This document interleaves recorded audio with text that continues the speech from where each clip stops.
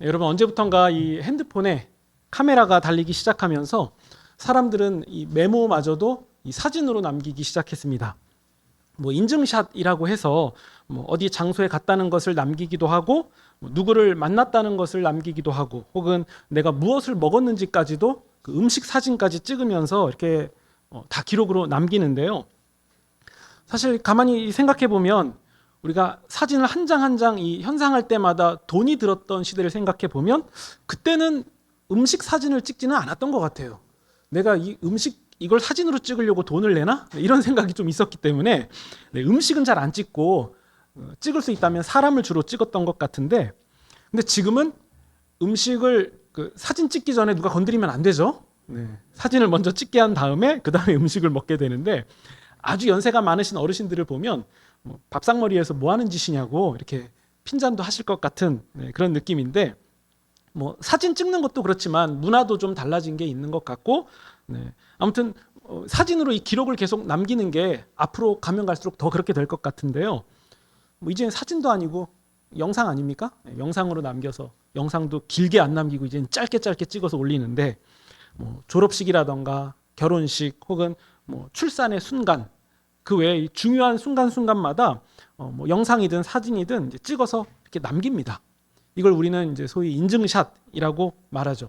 그래서 내가 누구를 만났다 혹은 내가 뭘 했다 이렇게 구구절절 말하기보다도 그냥 확실한 증거 하나를 딱 보여주면 되는데, 그게 인증샷이죠. 인증샷 하나 딱 보여주면서 뭐 설명할 거 없이 그냥 어깨만 좀 으쓱하면 됩니다.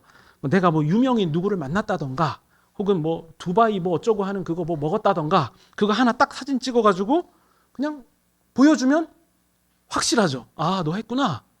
그랬네 라고 그냥 감탄사만 들어주면 됩니다.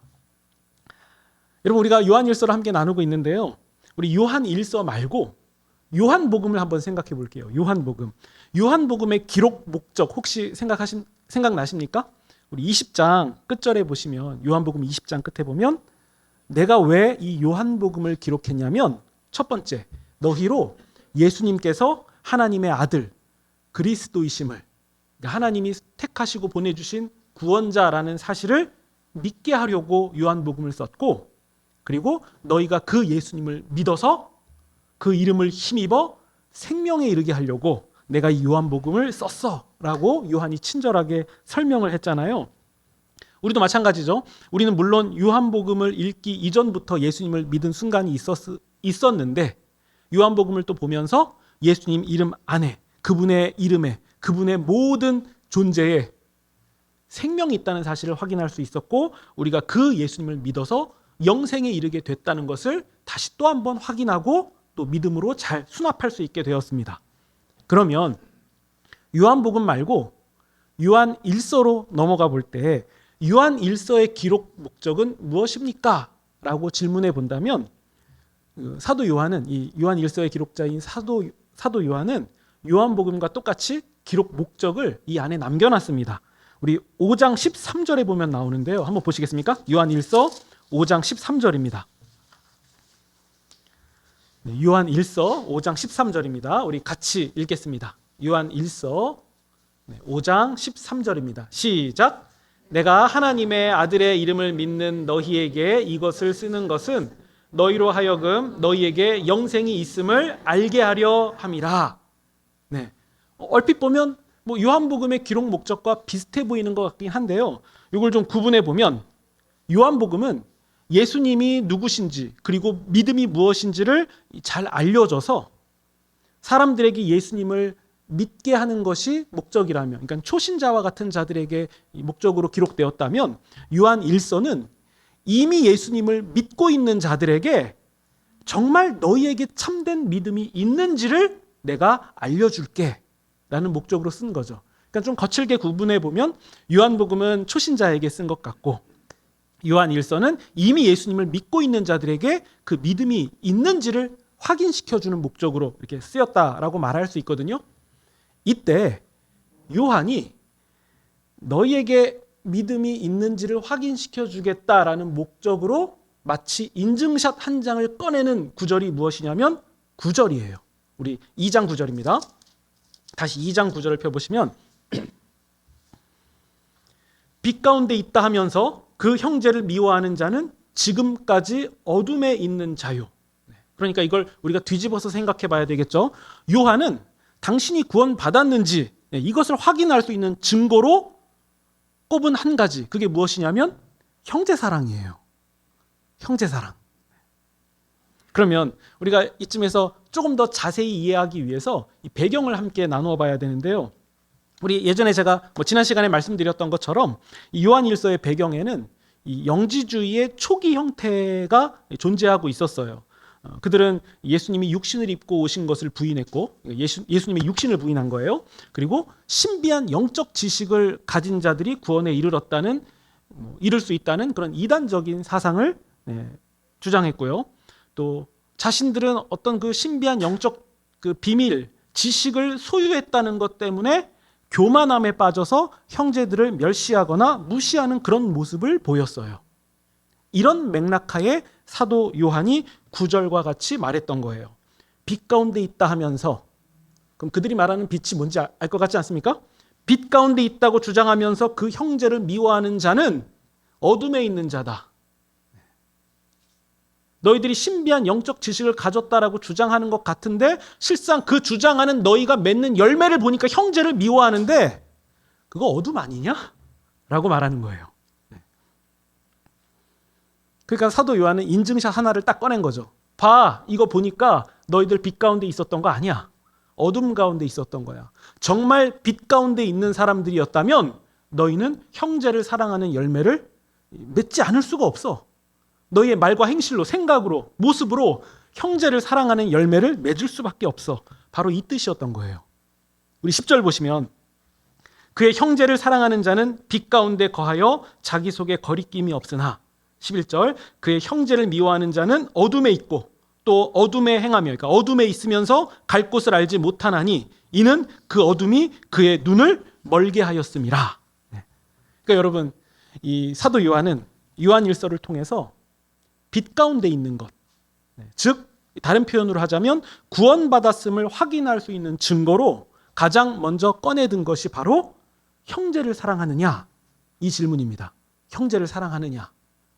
그렇게 구원을 주장하고 있는 너희가 하고 있는 행실, 말, 행동, 생각, 그 모든 것, 마음의 중심, 거기에 형제 사랑이 있냐? 사도 요한은 바로 이 지점을 물어봤다는 거죠. 이걸 뒤집어서 이해할 수도 있습니다. 형제를 사랑하지도 못하는 너희가 무슨 영적인 지식, 영적인 비밀을 가졌다고 주장하냐? 그거 말이 안 맞지 않냐? 이 얘기를 하고 있었던 거죠. 그러니까 여러분, 사도 요한의 입장은 분명합니다. 지식이 아니에요. 정말 빛 가운데 받았다라고 주장하는 그런 지식이 아니라 한 성도가 빛이신 예수님과 깊은 사귐을 누리고 있는지를 확인할 수 있는 그 유일한 증거, 아니 정확한 증거, 그것은 형제 사랑하냐, 지체를 사랑하냐, 사람을 사랑하냐, 바로 이 한 가지 사실이었다는 거죠. 근데 여러분, 이 주장은, 이 사도 요한의 말은 혼자의 말은 아니었어요. 이걸 똑같이 주장했던 사람이 바로 사도 바울인데, 바울은 뭐라고 얘기했냐면요, 시장에 가서 고기를 사게 되면 그 고기가 우상에 바쳐진 제물인지 아닌지 이거 알 수 없는 상황 가운데서, 그러니까 시장 가서 고기를 샀을 때 이게 우상에게 그 제사 지내고 바쳤다가 나온 고기인지 아닌지 알 수 없는 상황 가운데서 어떤 교인은 그거 먹어도 돼요, 아무런 해가 없어요 라고 주장했고, 어떤 교인은 아이고 그거 먹으면 큰일 나요, 부정해져요, 그거 안 됩니다, 이렇게 주장하기도 했어요. 이때 먹어도 된다라고 주장했던 교인들은 먹으면 안 돼요, 큰일 나요, 우리가 종교적으로 더러워져요 라고 말하는 그런 교인들을 향해서 지적인 우월감을 느끼고 있었고, 그 우월감은 결국 형제를 무시하고 교회의 연합을 깨트리는 방향으로 흘러가게 됐어요. 그때 바울 사도가 했던 말, 지식은 교만하게 하며 사랑은 덕을 세웁니다. 지식은 교만하게 하며 사랑은 덕을 세웁니다. 그러니까 이 바울 사도가 지식은 교만하게 하며 사랑은 덕을 세운다라는 이 말씀과, 바울 사도가 있던 이 말씀과 형제 사랑이 구원의 증거라고 말하는 이 요한 사도의 말씀은 정황도 똑같고 결론도 똑같습니다. 한 신자에게 가장 중요한 것은 사람을 향한 사랑이었다. 물론 이렇게 말씀드리면 뭐 옳고 타당한 지식 이게 나쁘다는 얘기입니까? 이렇게 생각하실 수도 있는데 그 말씀이 아니죠. 바울도 우상 제물을 먹는 문제에 있어서는 그 우상 제물 먹어도 우리의 거룩과 정결에 아무런 문제가 없다라고 주장하는 그 의견이 맞다라고 손은 들어줬어요. 맞다. 그 주장이 맞다. 어떤 우상에게 바쳐진 음식을 우리가 먹는다 해도 거룩이 더 강하다. 정결함이 더 강하다. 우리가 오염되지 않는다. 그러니까 너희의 주장은 맞다라고 그 주장에 손은 들어줬어요. 그런데 바울은 이것을 나눠서 말하고 있는 거죠. 맞는 말인데 그 맞는 말에 없는 것은 무엇이냐면 형제를 사랑하는 것. 그게 없었다. 그러니까 너의 지식으로 믿음이 약한 자를 멸망하게 했다는 점. 그리고 그리스도께서 바로 우리가 무시하고 멸시했던 그 약한 자를 위하여 죽으셨다는 사실. 이 두 가지를 그 지식 하나 때문에 놓치고 있었다. 바울은 이 지점을 말하고 있었죠. 여러분, 우리가 이렇게 살아가는 세상을 보면 사람들이 왜 다투나 이렇게 들여다볼 때 대체로 다 맞는 말을 하기 때문에 그래요. 물론 내 마음이 한쪽 편을 들어주고 싶은 그런 부분도 있지만 정말 자세히 그 상황을, 사정을 잘 들어보면은 그 싸우는 두 부류의 하는 말만 놓고 봤을 때 다 일리가 있고 타당한 말을 합니다. 심지어 너무 타당하고 너무 옳아서 그래서 싸우는 부분도 있는 것 같아요. 물론 우리가 그런 장면을 볼 때 성숙한 사람인 내가 틀리거나 수준 낮은 말을 계속 할 수는 없는 거죠. 거기에 동의할 수도 사실은 없죠.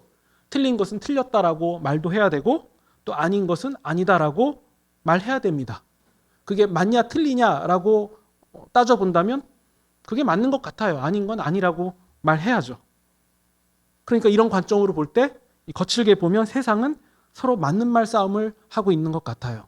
그러니까 두 부류로 나뉘고 나는 이해할 수 없지만 이해할 수 없는 저쪽들은 저를 보면서 이해할 수 없다라고 말합니다.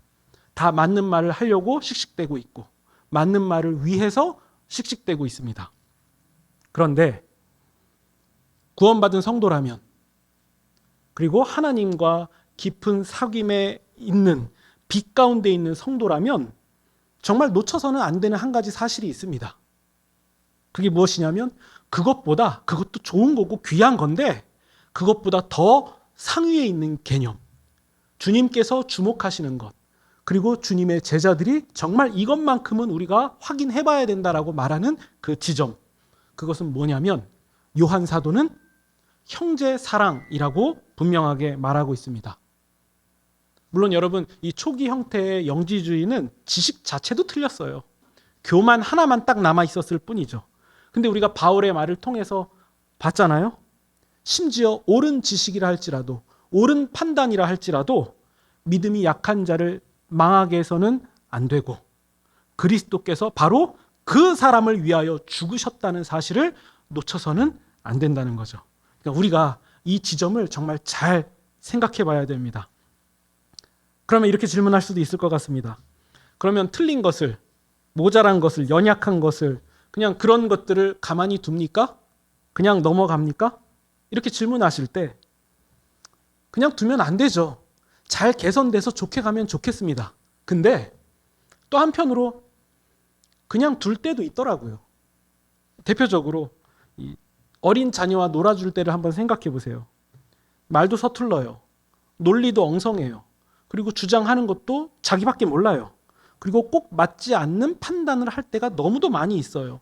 근데 그 아이와 놀아주는 어른은 그걸 동심이라 부르기도 하고 그게 웃음 포인트라고 말하기도 하고 사진으로 찍거나 영상으로 남겨서 다시 돌려보면서 좋게 여기고 재밌게 여겨줍니다. 그리고 잘했다고, 그 별거 아닌 거, 진짜 아무것도 아닌 그것을 잘했다고, 대단하다고 칭찬하면서 미래에 더 좋아질 모습을 기대하고 또 소망하지 않습니까? 왜 그렇게 하죠? 왜 연약하고 모자라고 틀리고 그런데 왜 그렇게 합니까? 여전히 모자르고 틀리고 그런 거 그대로잖아요. 그렇다고 아닌 건 아니잖아요. 맞잖아요. 그럼에도 그 모든 것을 괜찮게 받을 수 있는 동력은 무엇이냐면 사랑 아니겠습니까? 사랑하니까 다 괜찮게 여겨지는 거 아닙니까? 그러니까 우리 아이가 그렇게 하면 괜찮고 저쪽 아이가 그러면 꼴보기 싫은 거예요. 사랑의 지점이 달라서 그런 것 같아요. 그러니까 여러분, 미숙한 자녀를 좋게 받아준 것은 방치도 아니고 방관도 아니고 기대와 소망이 더 훨씬 앞섰기 때문이에요. 그 아이가 더 자라지 않고 계속 그 상태라고 하면 속상하죠. 근데 그게 아니라 기대와 소망이 있고 더 나아질 것을 우리가 확신하기 때문에 그래서 좋게 받아주는 부분이 있습니다. 때로는 인내하기도 하죠. 근데 이 모든 것들은 사랑에서 비롯된 일이었습니다. 그러면 우리가 이런 관점을 가지고 다시 요한이 말하는 말씀을 다시 보겠습니다. 9절 보시면요. 빛 가운데 있다고 하면서 형제를 미워하면 어둠에 있는 것이다. 그럼 여러분 이제 구체적인 한 사람을 예를 들어서 한번 말씀을 드려볼게요.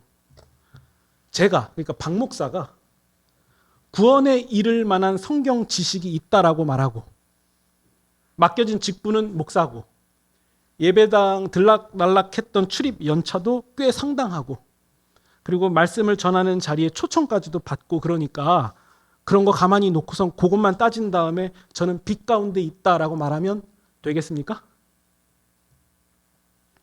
제가 그렇게 하니까 그렇게 살아왔으니까 그걸 구원받은 증거로 봐도 되겠습니까? 아니죠. 제가 어디 가서 말씀으로 강사로 초청받았다고 해서 그게 저의 구원을 말해주는 게 아니에요. 저는 기능을 담당하고 있었던 거죠. 요한 사도가 이 상황을 옆에서 보고 있었다면 이렇게 말할 것이 분명합니다. 그런 거 말고 저 박 목사가 형제를 사랑하는지 사람을 긍휼히 여기는지 이거 봅시다. 이거 하나 놓고 바로 저 박 목사가 구원 받았는지 평가해 봅시다. 이렇게 말할 것이 분명하다는 거죠. 그러니까 이 지식이 그 얄팍한 지식 그거 몇 가지 알고 있다고 해서 내가 남들보다 조금 더 좋은 위치에서 정확하게 판단할 수 있다고 해서 그런 거 가지고 내가 내세울 때 이게 나의 구원을 드러내느냐 내가 성숙하고 올바른 신자라는 것을 보여주느냐라고 말할 때 사도 요한은 그거 아니에요 라고 말할 것이 분명합니다. 여러분 핵심은 뭐죠? 형제 사랑이에요. 형제 사랑입니다. 우리가 빛 가운데 거하고 있다는 확실한 증거는 확실한 열매는 우리가 예수님을 믿고 구원받은 사람이 되어서 천성을 향하여 가고 있다는 확실한 증거는 딱 하나예요. 사람을 사랑하는 거죠. 사람을 사랑하는 것. 이거보다 더 확실한 증거는 없다는 것이 바로 사도 요한의 입장입니다. 그러면 여러분 우리가 이제 이 말씀이 어떤 의미인지 좀 더 깊이 알 수 있게 될 것 같습니다. 우리 4장 20절 보시면 제가 설교할 때도 많이 인용했던 구절인데 4장 20절입니다. 우리 이 구절 4장 20절을 함께 읽어보겠습니다. 4장 20절 시작. 누구든지 하나님을 사랑하노라 하고 그 형제를 미워하면 이는 거짓말하는 자니 보는 바 그 형제를 사랑하지 아니하는 자는 보지 못하는 바 하나님을 사랑할 수 없느니라. 네, 요한이 왜 이 말씀을 남겼는지 우리가 알 것 같지 않습니까? 형제를 사랑하지 않으면서 하나님을 사랑한다라고 말하는 것은 거짓말이에요. 그러니까 여러분 그 언론에 오르락 내리락하는 그런 많은 설교자들 보세요. 온유함이 없다면 사람을 사랑하는 방향으로 가는 호소가 아니라면 그거 다 가짜예요. 다 가짜입니다. 그러니까 한때 내가 존경했던 목사님, 내가 한때 좋아했던 목사님 그거 다 필요 없어요. 그가 얼마나 달변을 했는지 그건 중요한 문제가 아니에요. 그냥 스피커로 쓰이고 버려졌을 뿐이에요. 정말 중요한 건 그 말을 한 그 사람, 아니 그 말을 하지 않았던 그 사람이라 할지라도 형제를 사랑하느냐. 이게 제일 중요한 지점이에요. 형제를 사랑하느냐. 여러분 우리 다시 2장으로 넘어오시면 12에서 14절을 보시면 네 가지 대상이 나옵니다. 자녀들, 아이들, 아비들, 청년들 이렇게 네 가지 대상이 나오고 각각 이들에게 전하는 말씀도 다 다릅니다. 근데 이걸 다 종합해 보면 되게 단순해요. 너희는 죄사함을 받은 자들이다. 태초부터 계셨던 일을 알고 있다. 너희가 악한 자를 이겼다. 이 말씀을 각 다른 대상에게 지금 반복하면서 말하고 있는 거거든요. 근데 요한이 이렇게 대상을 나누고 같은 말을 반복하는 이유는 저는 이게 문학적 기법이라고 이해를 해요. 내용을 강조하기 위해서 세분화해서 반복하고 있는 말인데, 단순하게 표현하면 이런 의미죠. 하나님이 거하시고 구원받았고 이미 악한 자를 이겼던 너희들아.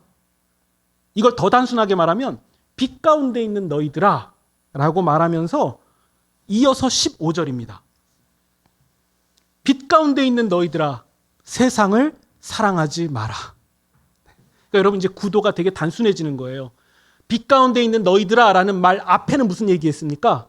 형제를 사랑해야 된다. 그 뒤에는 무슨 얘기를 합니까? 세상을 사랑하지 마라. 그러니까 요한이 말하고 있는 증거, 구원받은 증거는 두 가지예요. 형제를 사랑하는 것, 그리고 세상을 사랑하지 않는 것. 이 두 가지를 요한이 힘주어서 말하고 있었던 거죠. 16절 보시면 세상에 있는 모든 것이 육신의 정욕과 안목의 정욕과 이생의 자랑이니 다 아버지께로부터 온 것이 아니고 세상으로부터 온 것이다.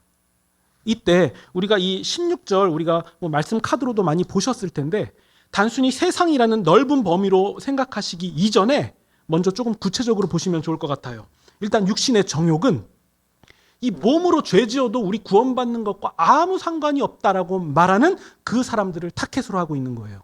아니에요. 그 육신의 정욕이에요. 아버지께로부터 온 것이 아닙니다 라고 말하고 있는 것이고, 안목의 정욕은 눈으로 보고 판단하는 세상이 전부인 양 함부로 떠들어대는 자들아, 눈으로 보이지 않는 정말 참되고 선하고 아름답고 영원한 것이 있다는 사실을 놓치지 마라 라고 말하고 있는 것이고, 이생의 자랑은 너희들이 구원에 이를 만한 특별한 지식이 있다고 떠들었지?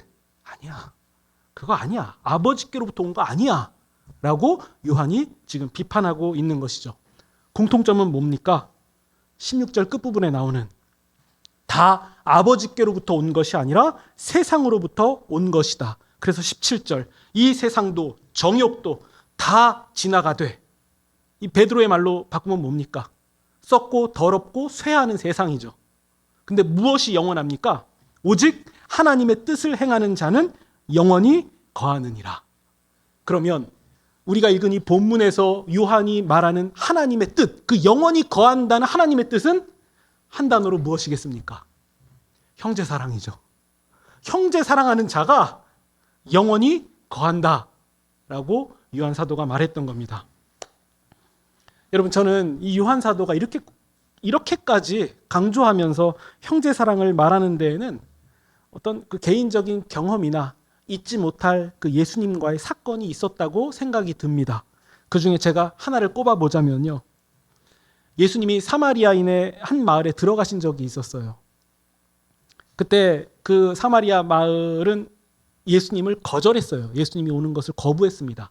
그 당시에 손님이 오면 무조건 환대해야 되는데, 그럼에도 불구하고 예수님을 거절했다는 것은 예수님께 굉장한 모욕을 준 것이고, 또 동시에 여기에는 어떤 그 민족 간의 미움도 있었죠. 유대인과 사마리아인은 상종하지 않았기 때문에 예수님이 오는 것에 대해 불편한 지점도 있었습니다. 이때 그 천둥의 아들, 그러니까 우레의 아들이라고 불리는 야고보 사도와 요한 사도가 예수님께 이렇게 말씀을 드립니다. 주여, 우리가 하늘에서 불이 내려와서 저 마을 다 태워버리라고 명령하는 거 어떻습니까? 라고 얘기해요. 우리가 요한일서에서 만나는 요한과 다른 얘기를 하죠. 저 마을 완전히 싹 다 태워버리는 게 어떻습니까? 라고 오늘날 해도 이게 정말 큰일 날 만한 말을 그렇게 해버려요. 뭐 우레의 아들답다고 할 수 있을까요? 근데 여러분, 요한이 그런 말, 요한과 야고보가 같이 했지만 그 요한이 했던 그 말이 이해되는 지점도 있어요. 자기가 사랑하고 너무도 좋아하는 예수님에게 굉장한 모욕감을 줬으니까 너무 화가 나서라도 저거 다 불태워버립시다라고 그 말하는 그 심정은 알 것 같습니다. 그때 예수님이 아이고, 야야, 알았어 이렇게 하시면 되는데, 예수님은 어떻게 하시냐면 돌아보시고, 그러니까 야고보와 그 말을 하는 야고보와 요한을 돌아보시고 그들을 꾸짖으셨다라고 나옵니다. 요한은 바로 그때 그 예수님의 모습과 말씀, 그런 말을 하는 나를 돌아보시고 꾸짖으셨을 때 요한은 이해 못했을 거예요. 아니 하나님의 아들께서 이런 대접 받는 게 맞습니까? 내가 맞지 쟤네가 틀렸고 제가 맞지 않습니까? 저런 거 불태워버리고 예수님의 위엄과 권위 보여주시면 깔끔하게 끝날 일들을 예수님 왜 이렇게 당하십니까? 이렇게 말하고 싶었겠죠. 어느 정도 일리 있는 말도 한 것 같아요. 근데 요한은 예수님의 부활과 승천을 경험하고 그리고 이 어려운 시대에 남아서 교회를 지켜가면서 묵상하면 묵상할수록 떠오르는 개념. 아, 내가 그때 했던 말은 육신의 정욕이고 안목의 정욕에서 비롯된 말이고 이생의 자랑이었구나. 이걸 깊이 그가 깨달았던 거죠. 그래서 자기가 사랑하는 자들을 향해서, 교인들을 향해서 그거 다 아버지께로부터 온 게 아니라 세상에서 온 것이기 때문에 그걸 붙잡아서도 안 되고 그걸 사랑하면 안 된다라고 강조했던 것이 분명합니다. 여러분, 우리가 예수님을 더 닮아가시면 좋겠습니다. 이게 되게 단순한 말인데, 당연한 말인데 우리가 이 당연한 말을 놓치고 있어요. 어쩌면 우리는 맞는 말, 타당한 상황에 정황에 맞는 지혜 있는 말, 근데 가만히 따져보면 하나님께로부터 왔는지 이게 불분명한 그 지혜로운 말을 붙잡고서는 이게 하나님께로부터 왔다라고 착각하고 살고 있는 지점이 너무도 많아요. 근데 너무도 당연하면서 너무도 확실한 말씀, 우리가 예수님을 닮아가시면 좋겠습니다. 불태우자는 말을 하는 우리에게 돌아보시면서 꾸짖으시는 예수님을 우리가 분명히 바라보면서 아, 내가 하고 있는 옳다고 생각했던 이 생각과 결정마저도 아버지께로부터 온 것이 아니겠구나라는 이 경각심을 우리 가운데 깊이 가지고 계시면 좋겠습니다. 여러분, 예수님은 바로 그 우레의 아들인 요한을 사랑의 사도가 되기까지 기다려 주셨고, 그리고 군병의 귀를 자른 베드로, 그 베드로가 나중에 영혼을 위해서 자기의 목숨을 버리는 자리까지 가는 그 사도가 될 때까지 예수님은 계속 지켜보고 계셨고, 심지어 예수님의 돈주머니, 예수님과 제자들이 함께 다니는 그 돈주머니를 누구에게 맡기셨냐면 가룟 유다에게 맡기셨죠. 예수님은 그가 예수님을 팔 거라는 것을 다 알고 계셨지만 가장 중요한 재정을 가룟 유다에게 맡기셨다는 사실. 그러니까 여러분, 이 예수님의 이런 행보와 결정은 객관적인 사실과 이성적이고 냉철한 판단으로는 닿을 수 없는 지점이에요. 예수님은 그렇게 하시면 안 되죠. 맡길 만한 할 수 있는 자질과 능력 있는 사람에게 하는 것이 맞습니다. 그런데 예수님의 부르심은 그게 아니었어요. 애초부터 아무 자격 없는 자들을 부르셨다는 사실. 이 모든 일은 예수님의 사랑에서 비롯된 일입니다. 여러분, 예수님은 이 사랑에 대해서 이렇게 말씀하신 적이 있어요. 너희를 사랑하는 자만 사랑하면 그게 무슨 상이 있겠냐. 너희가 멸시하고 무시하는 세리와 이방인들도 그런 사랑은 할 줄 안다. 괜찮아 보이고 다들 좋아하는 사람들 사랑하는 거는 그 사람들도 한다. 그러니까 이 말씀은 도저히 사랑받을 수 없고 자격도 없고 미워 보이고 그냥 같이 있는 것 자체가 싫은 그 사람까지도 사랑할 것을 말씀하고 계신 게 분명하죠. 저는 이 말씀이 싫습니다. 안 하고 싶어요. 내가 좋아하는 사람만 사랑하고 싶습니다. 그러나 내가 예수님을 믿는다는 이 결정과 사실과 믿음이 바로 그 길을 가야만 한다면 저는 안 하고 싶은데 한 번은 해보겠습니다. 두 번도 한번 해보겠습니다. 라고 말하는 위치로 점차 가게 되는 것. 여러분, 사실 우리의 믿음의 여정이 그 길 아닙니까? 우리가 좋아서 알아서 우리의 의지와 능력으로 된 게 있습니까? 그냥 조금 더 해보고 조금 더 해보다 보니까 성숙한 자리로 가게 되었던 것 아닙니까? 이게 믿음이고 이게 사랑이고 요한이 말했던 형제 사랑이라는 지점인 것이 확실하죠. 그러니까 여러분, 우리가 구원받았다는 증거는 한 가지예요. 형제를 사랑하는 것과 동시에 세상을 사랑하지 않는 거예요. 우리는 우리의 안목으로 무엇을 보고 있습니까? 한 주 동안 얼마나 많은 것을 보면서 우리가 무엇을 보면서 많은 시간을 보내고 있습니까? 우리가 무엇을 따라가고 있는지가 거기에서 다 들통나는 거예요. 우리는 어디에 시간을 많이 보내고 있습니까? 무엇을 중요하게 여기고 있습니까? 그리고 더 나아가 우리는 이번 한 주 누구를 사랑하시겠습니까?